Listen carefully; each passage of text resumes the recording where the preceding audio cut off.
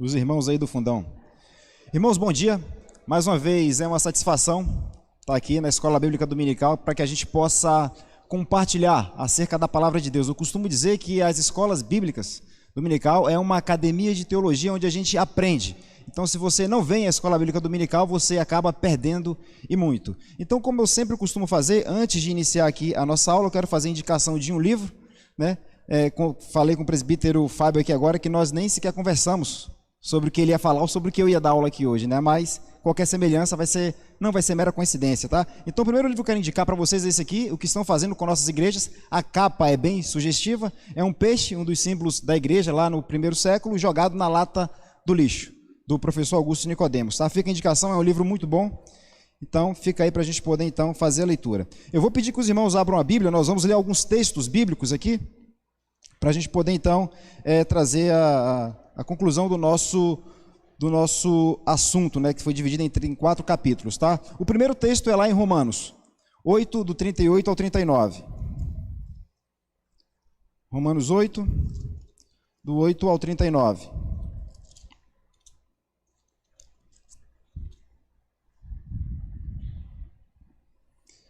Antes, vamos fazer uma breve oração para que Deus possa, por meio do seu Santo Espírito, nos iluminar.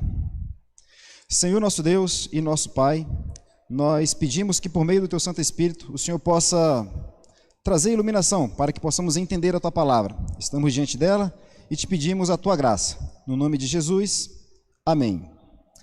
Diz assim, o texto de Romanos 8, do 38 até o 39. Porque eu estou bem certo de que nem a morte, nem a vida, nem os anjos, nem os principados, nem as coisas do presente, nem do porvir, nem os poderes, nem a altura, nem profundidade, nem qualquer outra criatura poderá nos separar do amor de Deus que está em Cristo Jesus, nosso Senhor. Agora abra lá em Filipenses 1:6. Filipenses 1:6. Diz assim: estou plenamente certo de que aquele que começou a boa obra em vós há de completá-la até o dia de Cristo Jesus. Agora volta lá para Romanos, vamos vasculhar aí a Bíblia, volta lá em Romanos, no capítulo 8, no versículo 22 e 23. Romanos 8, 22 e 23. Vai dizer assim: porque sabemos que toda a criação, a um só tempo, geme e suporta angústias até agora. E não somente ela, mas também nós, que temos as primícias do Espírito, igualmente gememos em nosso íntimo, aguardando a adoção de filhos, a redenção do nosso corpo. E por fim, agora lá em Colossenses. Lá em Colossenses 1:20.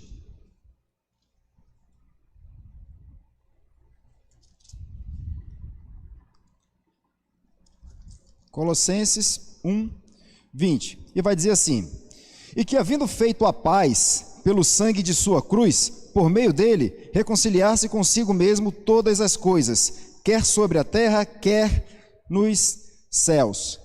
Nós começamos uma série aqui sobre cosmovisão cristã. Iniciamos falando da criação, falamos da queda, falamos da redenção e falamos da consumação. E aí eu queria trazer algumas figuras para a gente poder pensar sobre elas. Vai ser uma aula um pouco ilustrativa hoje para a gente poder pensar sobre isso. Eu trouxe aquele copo de leite, simbolizando ali a criação, né? Um copo de leite simbolizando a criação. Café é bom, né? Mas ali simbolizando pecado, tá? É só um símbolo. E aí nós vemos que quando o café é jogado no copo de leite, ele se mistura. E o que nós temos ali agora? O que isso significa para nós? Que o pecado do homem atingiu todas as camadas da criação, não deixou nenhuma de fora, mas nós ainda percebemos que ainda há leite ali, ou seja, nós podemos chamar isso de uma graça conservadora ou uma graça comum de Deus. Nós conseguimos perceber isso, mas não há uma esfera da criação como nós a conhecemos, como Deus a fez, que não esteja contaminada pelo pecado, seja na parte humana, seja na parte não humana. Todos sofremos as consequências do pecado, tá? E aí a criação restaurada é quando Deus vai separar o pecado. Ele vai tirar o pecado do mundo, vai restaurar os seus eleitos, então ele vai restaurar todas as coisas para poder habitar no meio do seu povo. E só quem pode fazer isso é Cristo. é Jesus Cristo. Ninguém mais pode fazer isso. Então, se nós pensarmos, olharmos para o mundo, desde a primeira civilização, nós vamos perceber que eles pensam nessas categorias: criação, queda, redenção e consumação. Não usam esses termos, porque podem dizer, são termos religiosos, mas todo mundo olha para a coisa criada, todo mundo percebe que há um problema, todo mundo tenta a solução para esse problema. E aí o problema vai estar exatamente aí, na aplicabilidade da solução, porque tentam redimir aquilo que somente pode ser feito por meio de um milagre. E só quem pode fazer isso é Cristo, não há outro que possa fazer. Então, se nós olharmos para filmes, nós vamos ver o filme se desenvolvendo numa certa paz, depois começa a acontecer ali as divergências, começam a acontecer os problemas, aí vem a solução e depois está tudo em paz. Nós vamos ver isso em filme, em desenho, em novela e etc. Ou seja, todos pensam nessas categorias. Todos pensam nessas categorias. E o que eu quero trazer aqui para a gente poder começar a conversar sobre hoje? O cristianismo, ele começou lá no primeiro século, quando Jesus Cristo desce, Jesus Cristo desenvolve o seu ministério, ele morre, ressuscita, ascende aos céus, envia o Consolador e ali começam a surgir as comunidades cristãs. Será que o cristianismo começou realmente ali? Se nós olharmos para João, o Evangelho de João, no capítulo 1, em que ele diz que Cristo é o Criador de todas as coisas, ora, se Cristo é o Criador, por meio dele tudo se fez, nós precisamos entender que o cristianismo ele começa lá em Gênesis 1, capítulo 1, versículo 1. E no princípio criou Deus os céus e a terra.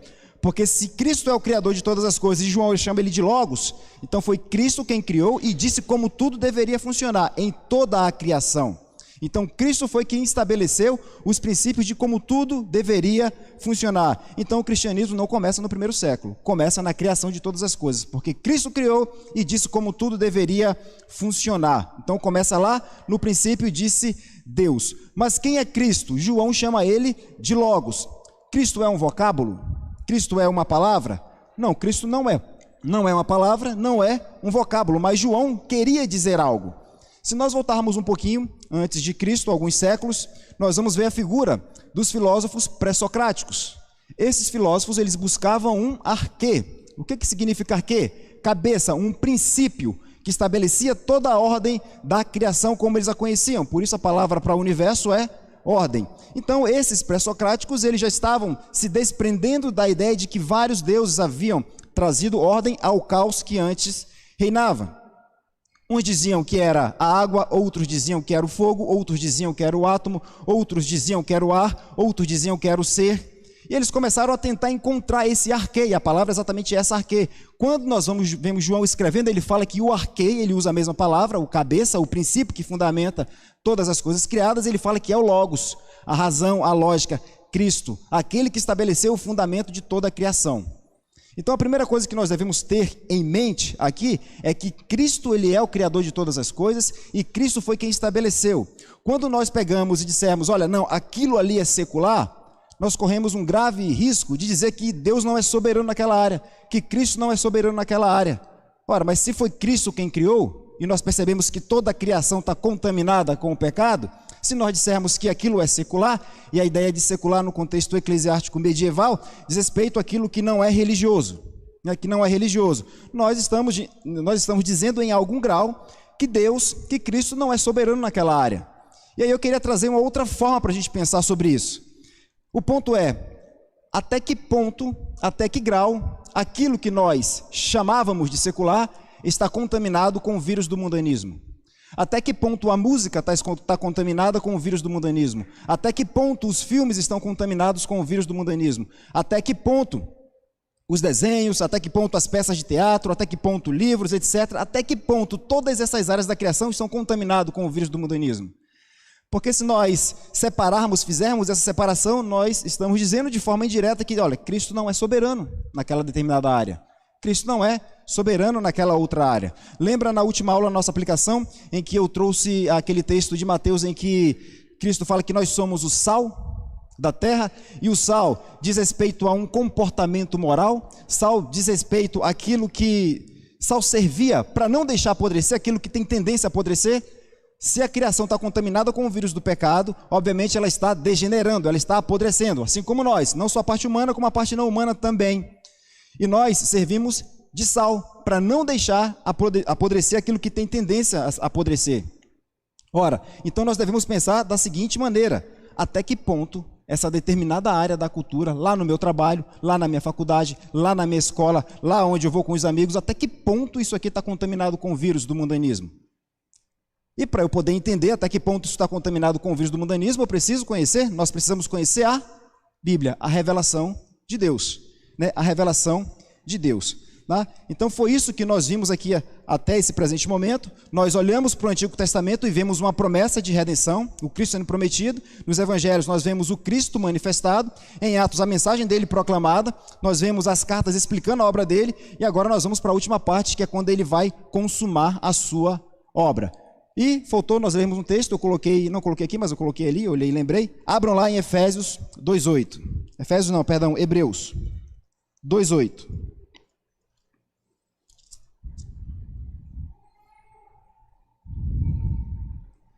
Hebreus 2:8.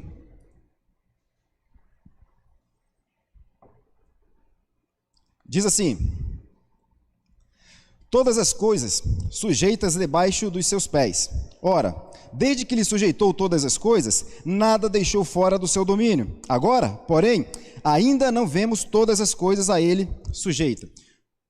Nós vimos que aquele que foi prometido já veio, já reconciliou com ele todas as coisas, mas não chegou a hora ainda de ele restaurar. Quando esse momento chegar, ele vai reconciliar, ele vai restaurar com ele todas as coisas. Tá? Então nós vamos falar sobre a consumação, redenção plenamente aplicada. Quando a obra de Cristo, a obra que foi planejada antes, na eternidade, como diz Paulo lá na carta que ele escreve a Tito, na eternidade, quando Cristo vai aplicar a sua consumação e tudo será restaurado. Obviamente que eu não vou falar aqui do novo céu, da nova terra, a não ser algumas coisas que a Bíblia nos diz, mas como vai ser isso aí, vai ficar só para o campo da especulação, tá? Não vou trazer isso aqui porque é um assunto muito mais profundo e eu confesso que acredito em algumas coisas que, tá? Então, isso aqui, se quiserem saber alguma coisa, a gente conversa nos bastidores, tá? Mas eu vou trazer aqui o que o texto bíblico diz. E é importante nós lembrarmos de uma coisa. Quando nós vimos lá na criação, o que foi que nós falamos? Dos mandatos que Deus estabeleceu na criação. Quais foram eles? Espiritual, social e cultural. Nesta ordem, exatamente nessa ordem. Quando Deus fala para Adão, me obedeça, o que é que Deus está falando para Adão? Adão, olha, você vai ter um relacionamento comigo. E quando Deus fala para Adão, me obedeça, ele está falando dos 10 mandamentos. 10 mandamentos não foi algo que Deus escreveu fora dele. Os 10 mandamentos é aquilo que Deus realmente é. Tá? É aquilo que Deus realmente ele é. Então é essa a ordem dos mandamentos lá em Gênesis 1 e 2. Espiritual, social e cultural. Quando nós vimos esses mandatos criacionais desobedecidos, como foi que aconteceu? Houve uma inversão dessa ordem. Né? A serpente, criação, ela foi ouvida, Adão não foi o cabeça, ouviu a sua esposa Eva e Deus sequer foi ouvido. Deus foi deixado completamente de lado. E isso trouxe o pecado e a necessidade de uma expiação, que é a justificação. E aí 2 versículos a gente precisa guardar no nosso coração e não esquecer mais. O primeiro deles é Gênesis 3,15, em que Deus faz a promessa. Depois que o homem desobedece a Deus, Deus poderia muito bem condená-lo, como ele fez com Satanás, que tentou ser maior que Deus, e Deus o condenou e para ele não tem mais perdão. Mas a Adão, Deus fez uma promessa de salvação, uma promessa de redenção. Então ele diz que da mulher nascerá aquele que pisará na cabeça da serpente, fazendo uma promessa.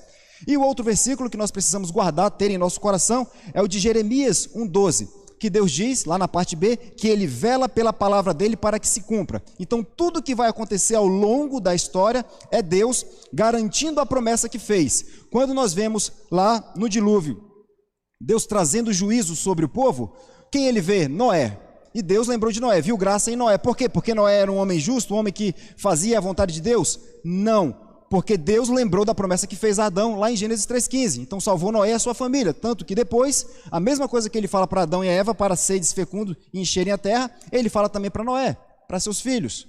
Povoem a terra, porque ele lembrou, e o tempo todo Deus vem lembrando da promessa que ele fez lá em Gênesis 3,15. Então há uma necessidade de expiação, a justificação, e aí o modus operandi de Deus. Como é que Deus atua em relação ao seu povo, em relação à promessa que ele fez? Por meio de pacto, por meio de aliança. E o primeiro que nós temos é a aliança com Adão. Deus fez uma aliança com Adão.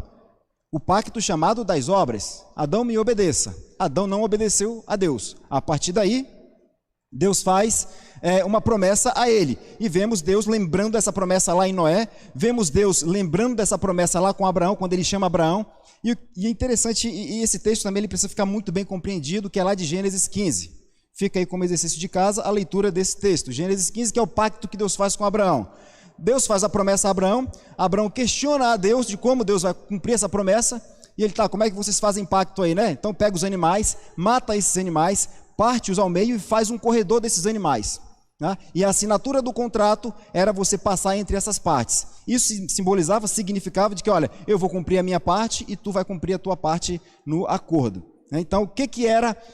Se era um contrato, esse contrato tinha cláusulas. E quais eram essas cláusulas? Para Deus cumprir a parte dele do acordo, ele disse a Adão: Adão, me obedeça, obedeça a minha lei. E ali já tem os 10 mandamentos, que vai vir 430 anos depois. Ali já tem a lei. Adão, me obedeça, eu cumpro a minha parte do contrato. E aí, qual era a parte de Abraão? Obedecer. A parte de Deus é dar a salvação para Adão, salvar Adão. Então, ficou prometido da parte de Deus a salvação. Adão, tu vai ser salvo se tu cumprir. Mas veja que interessante que na hora de passar entre essas partes desse corredor, Abraão dormiu. Ele caiu num profundo sono.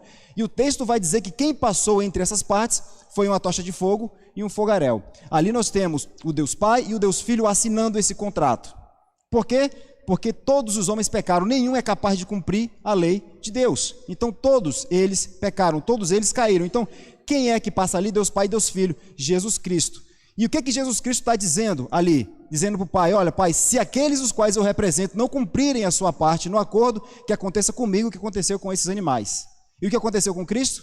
Na hora da ceia, que ele está junto com os apóstolos, ele pega o pão e parte ao meio. O que aconteceu com ele na cruz? Foi nele descarregado toda a ira de Deus. Isaías vai falar que a Deus agradou morrer Cristo, porque naquele momento o pecado de todos os eleitos estavam sobre ele, e Deus trouxe justiça, fez a justificação. E depois nós vemos com Moisés essa lei que veio 430 anos depois, Deus entregando a Moisés. Está aqui, relacionamento do homem com Deus.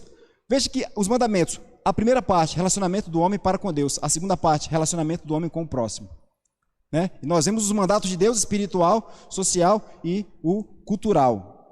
E depois Davi, que é o ápice da tipologia de Cristo no Antigo Testamento, e por fim Cristo, que é a aliança perfeita, o mediador perfeito, tá? E aqui nós temos essa ordem da salvação, eu trouxe aqui para a gente poder entender. Obviamente que essa divisão é só para efeito didático, tá? É para efeito didático, para a gente poder, isso tudo acontece de uma vez só, mas nós temos o chamado eficaz, que é a pregação, nós temos a regeneração, que é a aceitação do evangelho, fé e arrependimento, que se reconhece como pecador, justificação, que é a expiação, né, a morte vicária de Cristo, a adoção, feitos filhos de Deus, santificação, né, envergonhar-se ao olhar para a lei moral de Deus e ver que somos capazes de cumpri-la, então nos arrependermos, perseverança, que é cuidar para que não caia, e é isso que o texto de Apocalipse vai falar, e a união com Cristo, que é o nosso representante, essa união com Cristo que é o nosso representante, tá? E aí eu trouxe essa outra imagem, tá?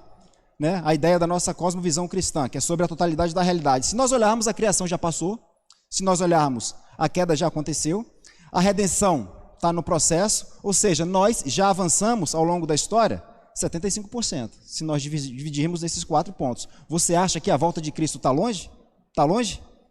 Ou está perto? Está muito perto. Está muito perto? E aí, o que você faz com essa informação? Só falta agora a consumação. E nós temos evidências muito claras de que isso está cada vez mais perto. Já passaram-se 2000 anos. Mas está mais perto do que estava lá no começo. Tá? Então, se você olhar para essa imagem, você vai perceber que só falta muito pouco para Cristo cumprir a promessa de voltar. Então, nós vemos que nos mandatos, na queda, esses mandatos eles foram invertidos. Eva ouviu a serpente, não o Criador, o social, Adão, não foi o cabeça, e o espiritual foi deixado completamente de lado. O homem esqueceu de Deus, tanto que o homem esquece de Deus, ele foge de Deus. Quando Deus vai atrás dele lá no Éden, o que ele faz? Ele, Senhor, eu tive medo e me escondi. E até hoje, se Deus não for lá e catar o homem e trouxer, o homem vai fugir de Deus.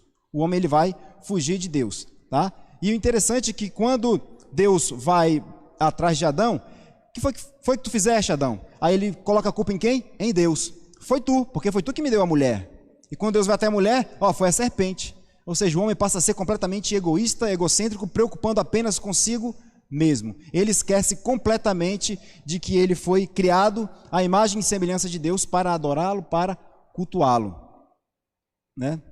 Então nós temos que, na consumação, quando ela é completamente aplicada, o que vai acontecer? Se nós tivermos na queda os mandatos invertidos, né? O homem fez uma bagunça e por isso veio o castigo sobre ele. Gênesis 3,17 vai falar que maldita é a terra por culpa de Adão, porque desobedeceu a Deus, e essa desobediência, esse pecado, trouxe consequências não somente sobre a parte humana, como também a parte não humana. Toda a terra geme, a terra é maldita, como nós lemos aqui também no texto que a criação geme. Na consumação, quando essa redenção estiver completamente aplicada, o que nós vamos ter? Paulo fala lá em Colossenses que esses mandatos serão recolocados na ordem. Deus vai fazer o que conosco? Nos tornar a imagem do seu Filho. Veja lá o que diz. Vamos lá em Romanos 8, de novo. Romanos 8.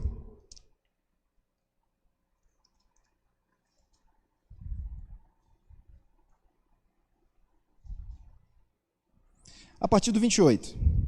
Sabemos que todas as coisas cooperam para o bem daqueles que amam a Deus, daqueles que são chamados segundo o seu propósito, porquanto aos que de antemão conheceu, também os predestinou para serem conformes à imagem de seu Filho, a fim de que ele seja o primogênito entre muitos irmãos. Veja, quando Cristo foi encarnado, o que ele fez? Cumpriu na plenitude toda a lei de Deus, toda a lei moral de Deus. Então Cristo obedeceu. O que foi que ele disse? A mim importa obedecer à vontade do meu Pai. Então nós temos aqui Cristo como homem obedecendo toda a lei moral de Deus. O que vai acontecer quando nós formos restaurados ou glorificados, seremos a imagem e semelhança de Cristo, que esse é o plano de Deus. E sendo a imagem e semelhança de Cristo, o que nós vamos fazer? Obedecer a Deus na plenitude, porque Cristo assim o fez. Então nós temos aqui que na consumação, aquele mandato que foi quebrado lá no ato da criação, agora ele está restaurado por Deus, por conta da obra de Cristo. E o social? Ora, nós somos igreja. Veja o que diz a oração do Pai Nosso. Jesus ensinando, Pai Nosso que estás no céu. O Pai Nosso, nós temos uma família. Então, esse relacionamento será à luz da vontade de Deus. Nós temos também aí o mandato social restabelecido. E veja, esse mandato cultural, vamos abrir mais uma vez, vamos ler de novo lá em Colossenses, tá? Vamos vasculhar a nossa Bíblia aí. Colossenses 1:20.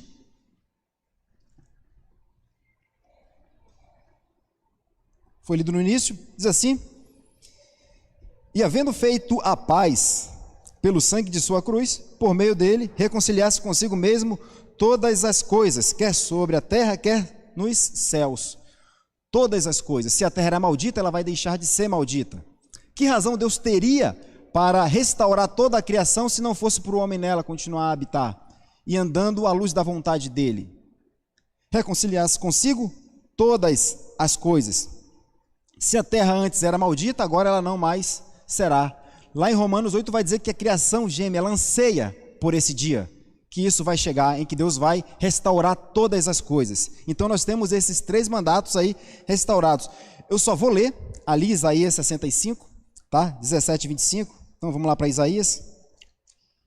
Se você parar para prestar atenção, a história começa onde? Começa no jardim, né? E ela termina onde?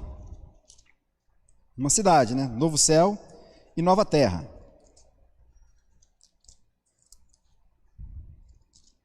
Vamos lá, Isaías 65, do 17 ao 25.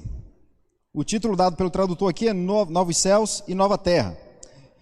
Diz assim: pois eis que eu crio novos céus e nova terra, e não haverá lembrança das coisas passadas, jamais haverá memória delas. Mas vós folgareis e exultareis perpetuamente no que eu crio, porque eis que crio para Jerusalém alegria e para o seu povo regozijo. E exultei por causa de Jerusalém, e me alegrarei no meu povo, e nunca mais se ouvirá nela nem voz de choro, nem de clamor. Não haverá mais nela criança para viver poucos dias, nem velho que não cumpra os seus, porque morrer aos 100 anos é morrer ainda jovem, e quem pecar só aos 100 anos será amaldiçoado. Eles edificarão casas e nelas habitarão, plantarão vinhas e comerão o seu fruto. Não edificarão para que outros habitem, não plantarão para que outros comam, porque a longevidade do meu povo será como a da árvore, e os meus eleitos desfrutarão de tudo as obras das suas próprias mãos. Não trabalharão debalde, nem terão filhos para a calamidade, porque são a posteridade bendita do Senhor, e os seus filhos estarão com eles. E será que antes que clamem, eu responderei, estando eles ainda falando, eu os ouvirei. O lobo e o cordeiro pastarão juntos, e o leão comerá palha como o boi. Pó será a comida da serpente, não se fará mal nela dano algum. Em todo o meu santo monte, diz o Senhor. Isaías recebendo a promessa do novo céu e da nova terra. Então, a terra também será restaurada. A terra também será restaurada. Então, a redenção que Cristo tem assegurado para seu povo é a redenção não somente do pecado, como também de todas as consequências. Se o pecado trouxe consequências de morte, de condenação para o homem, ele também trouxe consequências para a criação, porque a terra se tornou maldita. Então, a redenção na sua totalidade aplicada na segunda volta de Cristo, tudo será restaurado e tudo será colocado no seu devido lugar. Nós vimos que quando Cristo esteve aqui, eu comentei isso na aula anterior, encarnado, o que foi que ele fez? Ressuscitou os mortos, curou enfermos. Não foi isso que ele fez?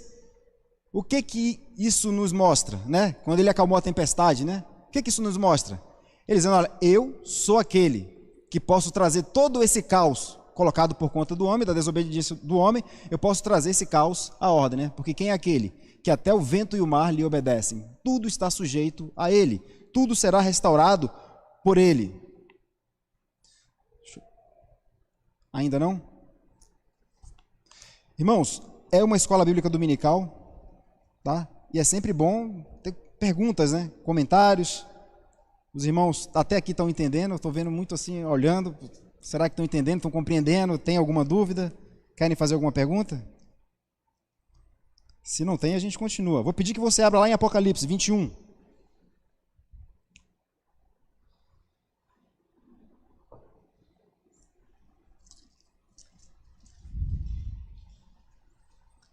Apocalipse 21.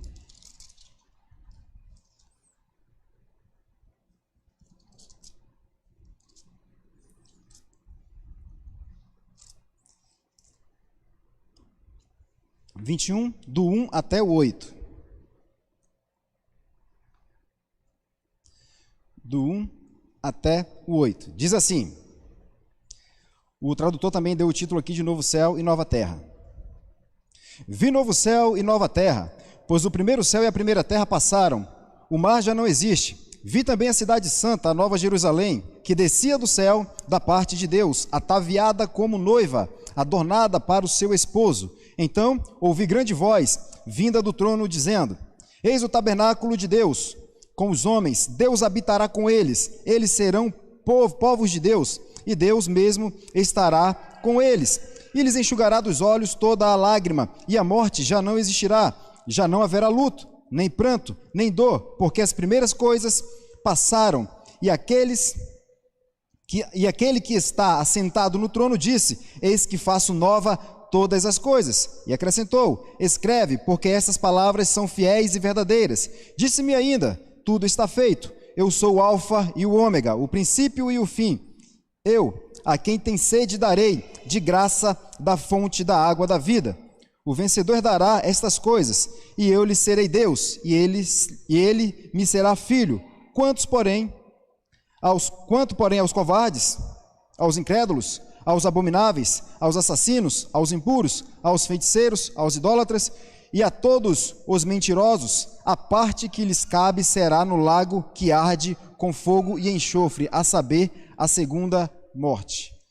Eu confesso que eu tenho a vontade de a gente começar uma exposição de Apocalipse aqui, versículo por versículo, mas não vai ser esse o momento. O que eu quero trazer aqui é o seguinte. Então, a redenção plena, que é a consumação, a restauração de todas as coisas por meio da obra de Cristo. Quando chegar o momento, não somente os eleitos de Deus terão seus corpos glorificados, a criação também será restaurada e liberta do seu cativeiro. Não haverá mais pecado. no texto que nós vimos aqui, existem algumas palavras-chave que eu queria que a gente pudesse refletir sobre elas aqui. Ele fala que o mar já não existe. A ideia do mar aqui é de tempestade, dilúvio, destruição, né? Então isso não existe mais. Ele fala da Nova Jerusalém que descia do céu, né? A noiva ataviada, pronto. É Cristo entregando a noiva pronta para Deus. Ó, tá aqui, ela está pronta. E aí eu quero que vocês guardem essa palavra, tabernáculo de Deus com os homens. Então Deus habitará no meio deles, é isso que diz. Não é isso? Então vamos pensar um pouco. O que era o tabernáculo lá no Antigo Testamento? Né? Quando Deus tira o povo ali do deserto, e eles estão nessa jornada até chegar em Canaã, é construída a tenda para que Deus ali seja adorado. O sacrifício é feito ali na tenda, e Deus, ele se manifesta perdoando os pecados. Na Arca da Aliança, dentro da Arca da Aliança, havia as tábuas da lei, né? E ali na tampa, o propiciatório, 2 querubins olhando ali para a arca, que simbolizava o olhar de Deus. Deus olhando para a sua lei, que é boa, perfeita e agradável. Quando o sacrifício era oferecido, o sangue era aspergido no propiciatório, os anjos, que simbolizavam os querubins, o olhar de Deus para a sua lei olhava, via que o sacrifício foi feito, o sangue foi derramado e cobria a lei. Né? E cobria a lei, e Deus aceitava aquele sacrifício, e Deus se manifestava no meio do seu povo. Tá? Então o que era o tabernáculo? O lugar onde Deus se manifestava para o seu povo. O lugar onde ele era adorado, onde ele era cultuado, né? Então o tabernáculo era onde Deus se manifestava, lá no Antigo Testamento, nas tendas montadas, no acampamento, depois no templo de Salomão e depois no templo reconstruído, quando eles são levados cativos para a Babilônia e retornam para poder, então, eles constroem o pleno. Então o que era feito no tabernáculo? Deus era adorado como? Oferecido sacrifício para que o pecado do povo fosse, então, perdoado. Então, após Deus ter aceitado, Deus se manifestava no meio do seu povo. Veja o que diz o texto de Apocalipse. Guarda essa informação, tabernáculo, né? Guarda essa informação aí, tabernáculo. Deus, lá no 21, no 2. Então, ouvi grande voz vinda do trono de Deus, vinda do trono dizendo: eis o tabernáculo de Deus com os homens, Deus habitará no meio deles. Se lá nós temos Deus se manifestando, após ter aceito o sacrifício, agora o texto de Apocalipse, no novo céu e na nova terra, Deus não mais vai se manifestar. Deus vai habitar, isso me arrepia, vai habitar no meio do seu povo.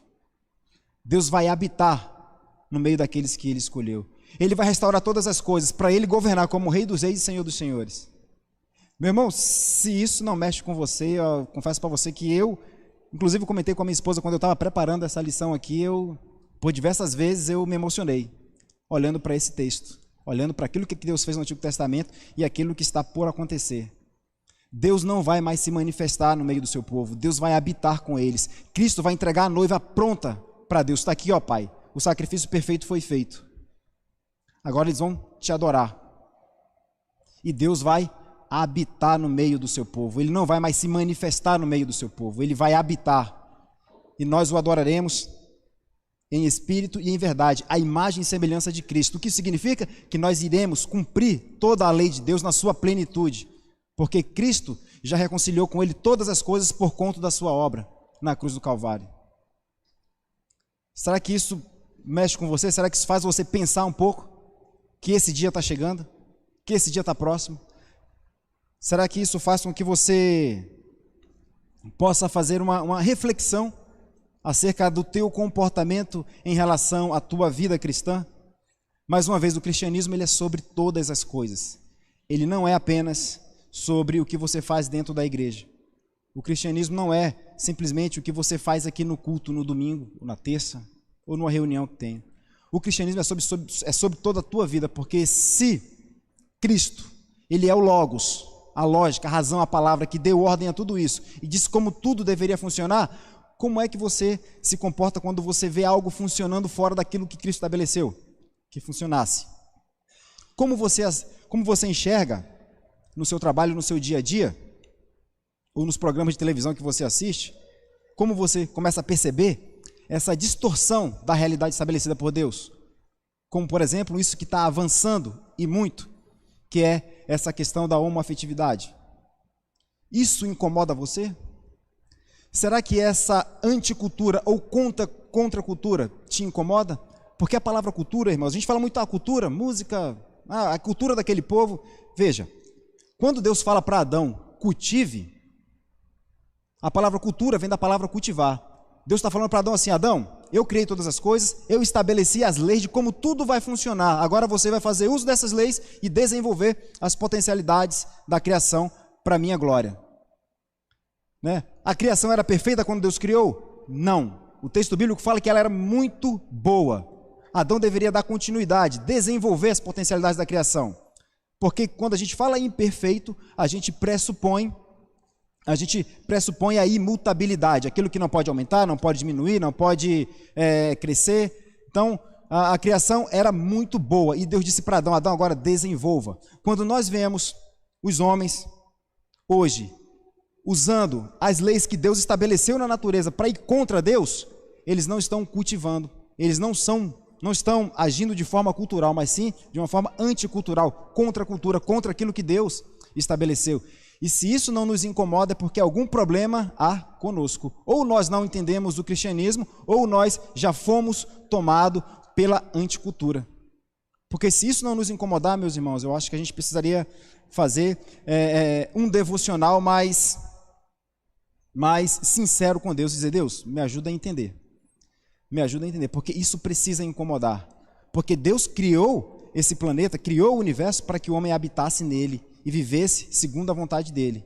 E não por acaso ele vai restaurar todas as coisas. Se o homem está destruindo aquilo que Deus criou, e isso não nos incomoda, destruindo quando eu falo de valores morais mesmo, tá? Eu estou falando de um princípio moral. Se isso não nos incomoda, algum problema há conosco, no nosso cristianismo. E eu costumo dizer que, graças a Deus, essa igreja tem uma escola bíblica dominical e pessoas que gostam de estar aqui, porque muitas igrejas hoje não têm mais escola bíblica dominical. E as igrejas que não têm escola bíblica dominical, ou elas estão fadadas ao fracasso ou ao liberalismo teológico, onde a última coisa deixada de lado é a revelação de Deus. E antes de avançar aqui para... Passou rápido, hein? Antes de avançar para a nossa aplicação, o presbítero Fábio falou aqui, né, sobre a teologia, estudar. E isso é um problema, quando nós nos preocupamos apenas em querer fazer teologia. Que fazer teologia é falar de Deus, é falar acerca das coisas de Deus, por meio da revelação que Ele deixou para nós. Qual a revelação? A criação. A criação é a revelação natural de Deus. O salmista vai dizer que a criação, ela vocifera, ela grita em silêncio a existência de Deus. E nós a deixamos de lado. Uma outra revelação que nós temos é da consciência. Sabe aquele senso do divino? O homem, desde o seu primórdio, desde os primatas, ele sempre sente a necessidade de se conectar com algo maior do que ele. É o senso do divino.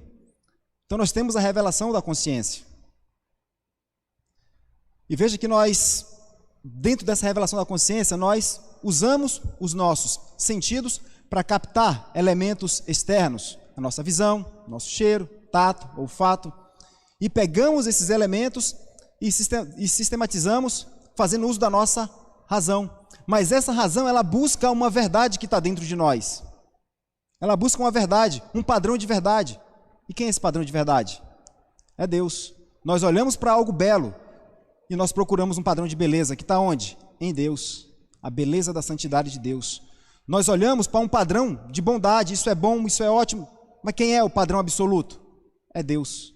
Então a nossa consciência nos acusa o tempo todo de que existe um Deus. E nós temos aqui a revelação especial de Deus. Essa revelação especial de Deus é a revelação que nos traz salvação. Aqui está revelado o Cristo, o que Ele fez por nós. Mas tudo isso é falar de Deus, tudo isso é fazer teologia. Mas falar de Deus pressupõe antes, irmãos, falar com Deus. Porque se nós não falamos com Deus, se nós não entendemos que precisamos nos achegar a Ele em oração, que nós precisamos nos achegar a Ele louvando a Deus, que nós precisamos ter um relacionamento mais próximo com Ele, de nada vale nos debruçarmos, entendermos e tudo parecer muito bonito, mas se nós não temos esse fogo dentro de nós que deseja falar com Deus, que deseja orar a Deus, que deseja cantar louvores a Deus, que deseja estar reunido como corpo de Cristo para cultuar a Deus. Porque nós vemos para cá cultuar a Deus Não é porque eu tenho vontade de vir, é porque um rei nos convocou para que nós estivéssemos aqui. Imagina você agora, o presidente da República convida você para ter um encontro com ele. Você vai fazer o quê? Escolher a sua melhor roupa, cortar o cabelo, né? Você vai se preparar. Mas peraí, mas o Rei dos Reis nos convocou para estarmos aqui, para cultuá-lo, para adorá-lo. E nós sequer nos preparamos? Sequer escolhemos a nossa melhor roupa? Sequer cuidamos de nós mesmos para poder vir cultuar a Deus? Essa é uma aula que eu comentei, inclusive, com o presbítero Fábio, de que eu estou querendo preparar sobre o culto, né? Mas isso vai ficar para uma próxima oportunidade. Então, o que eu quero trazer nessa manhã sobre a consumação e fechar esse nosso assunto de cosmovisão, que vai chegar o momento, e não está muito longe, que Deus vai restaurar todas as coisas. E que o cristianismo, ele é sobre todas as coisas, porque no princípio criou Deus os céus e a terra. E quem é o Criador? Cristo. Ele é o Criador de todas as coisas. O ponto que nós devemos ter aqui e pensar quando estivermos fora desse contexto eclesiástico é o quanto aquilo está contaminado com o vírus do mundanismo. Como é que eu sei que está contaminado com o vírus do mundanismo? O quanto eu conheço, o quanto eu estudo, o quanto eu falo de Deus, que antes pressupõe falar com Deus. Teologia é falar de Deus, mas esta pressupõe falar com Deus. Pressupõe falar com Deus. E quando eu conheço o Deus revelado por meio da criação, por meio da consciência e por meio da sua palavra, nós conseguimos detectar o quanto cada esfera da criação está contaminada com o vírus do mundanismo e o que eu posso fazer como sal para retardar esse apodrecimento até que venha aquele que vai reconciliar com ele todas as coisas. Então, na consumação, nós temos os mandatos criacionais restaurados pela obra de Cristo. Teremos um relacionamento pleno com Deus, um relacionamento pleno com o nosso próximo, iremos habitar, Deus irá habitar conosco na criação restaurada. Então, irmãos, eu deixo aqui que Deus, Ele não vai mais se manifestar no meio do seu povo, Deus vai habitar com eles. Deus vai habitar com eles. E como aplicação, eu quero que você abra sua Bíblia lá em Apocalipse, capítulo 2, versículo 5. Apocalipse, capítulo 2, versículo 5. Isso é o Senhor Jesus Cristo mandando João escrever para a igreja de Éfeso. Diz assim: lembra-te, pois, de onde caíste, arrepende-te e volta à prática das primeiras obras. E se não venho a ti, e moverei do teu lugar o teu candeeiro, caso não te arrependas. Volta à prática das primeiras obras. A igreja de Éfeso era uma igreja que tinha muita teologia, era uma igreja que ensinava, era uma igreja que estava preocupada com a doutrina, mas era uma igreja que havia se esquecido daquilo que deveria vir em primeiro lugar. E o que é que deve vir em primeiro lugar? Deus. O primeiro amor, Deus. Buscar primeiro o reino de Deus e a sua justiça. Os 10 mandamentos, a primeira parte aponta para Deus. A oração do Pai Nosso que estás no céu, santificado seja o teu nome, venha a nós o teu reino, seja feita a tua vontade, assim na terra como no céu. E só depois vem nós. Será que nós nos esquecemos do que deve vir em primeiro? Será que nós fazemos uma reflexão de como estão as nossas prioridades? Será que eu levanto de manhã e a primeira coisa que eu faço é ir para o celular, para a rede social? Ou será que a primeira coisa que eu faço quando eu acordo é dobrar o meu joelho e orar a Deus e agradecer a Ele por mais um dia? Como estão as nossas prioridades? Será que nós estamos colocando em primeiro lugar aquilo que realmente deve ir em primeiro lugar? Porque não adianta, irmãos, termos boa teologia, que nem tinha a igreja de Éfeso, mas abandonarmos por completo aquilo que deve vir em primeiro lugar, que são as coisas de Deus. Buscar primeiro o reino de Deus. Então eu deixo esse versículo como aplicação, e a gente tem aqui, está meio tempo avançado, mas caso algum irmão queira fazer alguma pergunta, algum comentário, está aberto. Caso não, a gente vai orar aqui para encerrar. Se não tem, então eu peço que curvem as cabeças e vamos orar a Deus. Senhor nosso Deus e nosso Pai, nós não temos palavras, Senhor, para agradecer o que o Senhor fez por nós, quando nos reconciliou contigo por meio da obra do nosso Senhor e Salvador Jesus Cristo. E nós aguardamos, Pai, ansiosamente, o dia em que tudo será restaurado, em que o Cordeiro de Deus que tira o pecado do mundo irá restaurar toda a criação, e que nós cumpriremos toda a Tua lei na plenitude à luz da Tua vontade, Deus, porque assim, para isso o Senhor nos fez. Nós te pedimos agora, Senhor, que por meio do Teu Santo Espírito, o Senhor venha sobre nossas vidas e que nós venhamos a ter a consciência daquilo que deve vir em primeiro lugar. O Teu reino, o relacionamento contigo, os Teus preceitos, Pai. Que o Senhor possa, Pai, colocar em nossos corações o desejo de Te buscar em primeiro lugar, o desejo de estarmos contigo, de termos um relacionamento contigo, e que o Senhor possa nos iluminar, que o Senhor possa nos capacitar para que nós possamos enxergar o quão as outras áreas da criação que Tu fizeste eram muito boas, estão contaminados com o vírus do pecado, e que o Senhor possa nos capacitar para que nós possamos servir de sal, e que nós possamos influenciar e não sermos influenciados, Pai. Nós oramos a Ti nesse momento, Pai. Te apresento cada vida que está aqui presente, que o Senhor cuide de cada um, que o Senhor estenda esse cuidado à parentela e que o Senhor possa nos trazer logo mais ao culto para nós podermos Te adorar, Te honrar e glorificar o Teu nome. É no nome santo e glorioso de Jesus que nós Te pedimos e Te agradecemos. Amém. A aula foi isso, irmãos. Agradeço que logo mais à noite nós possamos estar aqui para adorarmos a Deus. Então, vão na paz do nosso Senhor e Salvador Jesus Cristo.